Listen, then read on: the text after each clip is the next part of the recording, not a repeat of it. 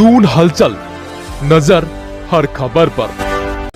देहरादून की सबसे hot seat कही जाने वाली कैंट विधानसभा से निर्दलीय प्रत्याशी के रूप में ताल ठोक चुके दिनेश रावत ने कहा कि उनकी असली लड़ाई परिवारवाद और भ्रष्टाचार के साथ ही अन्याय और अत्याचार से है। जहां बीजेपी सीट पर उन्हें परिवारवाद और भ्रष्टाचार दिखाई दे रहा है, तो वहीं कांग्रेस सीट पर 1994 में उत्तराखंड आंदोलन के दौरान आंदोलनकारियों पर करणपुर क्षेत्र में जिसमें राजेश रावत शहीद हो गए थे, वो गोलीकांड अन्याय और अत्याचार के रूप में उन्हें साफ साफ दिखाई दे रहा है।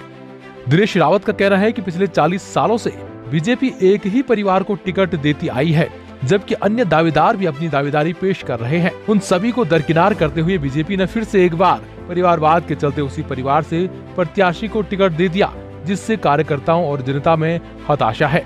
उन्होंने कहा कि आज बीजेपी और कांग्रेस दोनों दलों के प्रत्याशियों को जनता ने घर बैठाने का मन बना लिया है और जनता का उन्हें भरपूर सहयोग और आशीर्वाद मिल रहा है, जिसके चलते उनकी जीत सुनिश्चित है।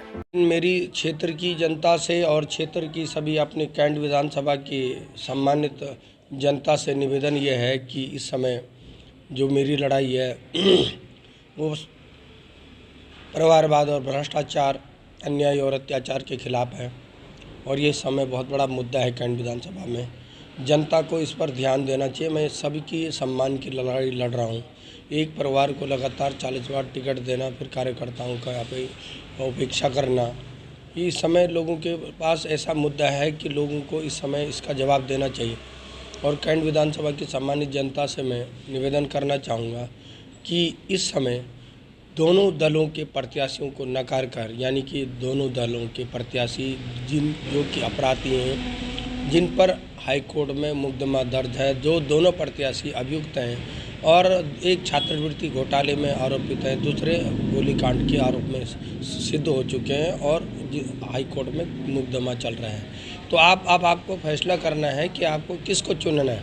आपको अपना बेटा चुनना है, अपना भाई चुनना है, अपना जनसेवक चुनना है, या ये थोपे हुए नेता चुनना है। मैं जनता से अपील करूंगा कि एक बार मुझे मौका दें और मैं ज़रूर आपके हर सुख दुख का साथी हूँ, हर पल आपके साथ रहने वाला हूँ और आपके साथ रहूँगा।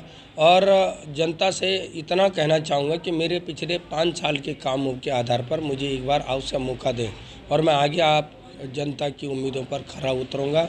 आने वाला समय आपका इस कैंट विधानसभा का एक स्वर्णिम भविष्य होगा। मैं इस क्षेत्र के लिए, विकास के लिए लड़ाई लड़ता रहूँगा। मेरी लड़ाई क्षेत्र के विकास के लिए भी है, बेरोजगारों को रोजगार के लिए और सब हर घर को काम, हर हाथ को काम, हर बहन को काम, ये मेरा एक बहुत बड़ा मुद्दा है। इस विधानसभा में बड़े बड़े कॉलेज खुलवाना, बड़े बड़े मेडिकल अस्पताल बनवाना, बड़े बड़े खेल के मैदान बनाना और क्षेत्र को एक अच्छा सा, एक पूरे उत्तराखंड में एक जो है एक आदर्श विधानसभा बनाना, इसके लिए मेरी मुहिम रहेगी। मैं चाहता हूं कि क्षेत्र का जिस तरह 40 साल से विकास नहीं हुआ है, सिर्फ हम लोग सड़क और नाली तक सिमट कर रह गए हैं। इस कैंट विधानसभा में बहुत सारे आयाम दिए जा सकते थे, इसको नया रूप दिया जा सकता था, नई दिशा दी जा सकती थी, लेकिन वो नहीं मिली। और एक बार मुझे मौका देंगे। मेरा एक बहुत बड़ा विजन है इस क्षेत्र के लिए काम करने का, जो कि मैंने अपने घोषणा पत्र में भी किया है। घोषणा पत्र हमने जारी कर दिया है। बहुत सारी मेरी क्षेत्र के लिए योजनाएं हैं, उन योजनाओं पे काम करूंगा और जनता से अपील करूंगा कि इस बार आप सारी चीजें छोड़ करके, राष्ट्रीय दलों को छोड़ करके एक बार व्यक्ति को। वहीं दिनेश रावत के समर्थक मनोज जखमोला का कहना है कि वे साल 2014 से प्रधानमंत्री नरेंद्र मोदी के लिए एक कार्यकर्ता के रूप में निस्वार्थ भाव से कार्य कर रहे हैं। साथ ही उन्होंने कहा कि दिनेश रावत जैसे कर्मठ कार्यकर्ता का बीजेपी पार्टी ने बार बार टिकट काटा है, उनकी अनदेखी की है, जिसे देकर निराशा होती है।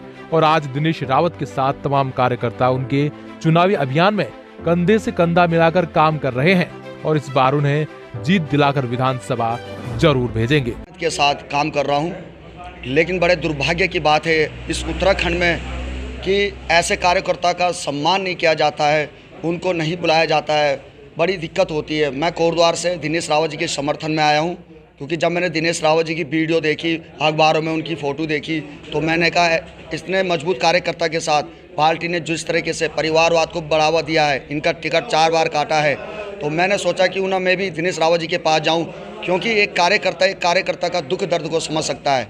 तो मैं कोटद्वार से यहाँ देहरादून आया हूँ। भले मेरा वोट नहीं है, लेकिन मेरा सपोर्ट पूरा दिनेश रावत जी के लिए है। और दिनेश रावत जी ने जो मुद्दा उठाया है, ऐसे कार्यकर्ताओं को हमेशा आगे आना चाहिए। दिनेश रावत जी ने जो बात कही है, हमारी बात, हजारों कार्यकर्ता की बात दिनेश रावत जी ने करी है।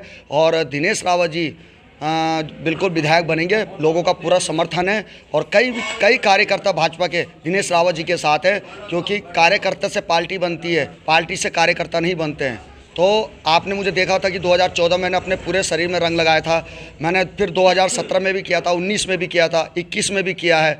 लेकिन बड़े दुर्भाग्य की बात है कि अभी तक कोई भी पदाधिकारी, कोई भी अधिकारी या कोई भी बड़ा नेता ने मुझे ये बुलाया नहीं, मेरा कोई सम्मान नहीं दिया है। तो बड़े दुर्भाग्य की बात है। जो काम मैंने यहाँ किया, अगर ये काम अगर मैं आज उत्तर प्रदेश में करता तो आज योगी जी के बगल में होता।